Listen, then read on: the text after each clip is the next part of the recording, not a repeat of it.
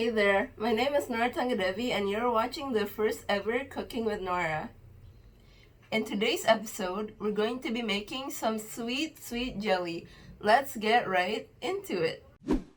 To start this off, we will first need our ingredients and the proper cooking utensils.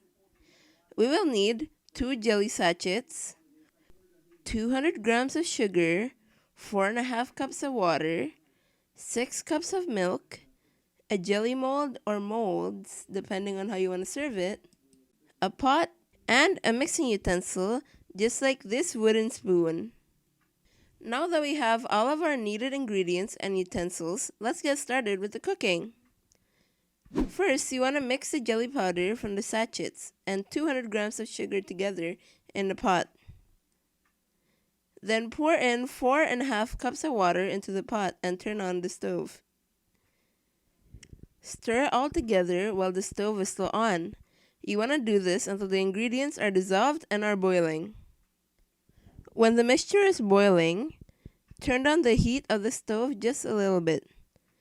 Then, pour in 6 cups of milk and stir it until it's all mixed together nicely. When it's all mixed together, safely turn off the stove.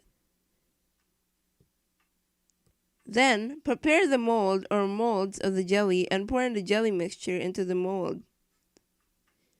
Now is the part that I hate most, waiting for the jelly to cool and harden. This would usually take 1 to 1.5 hours. Now that it's all hardened, you can turn the mold over a clean surface, like a plate, to let the jelly pop out from the mold. You can also just consume the jelly straight from the mold. This step is my favorite step.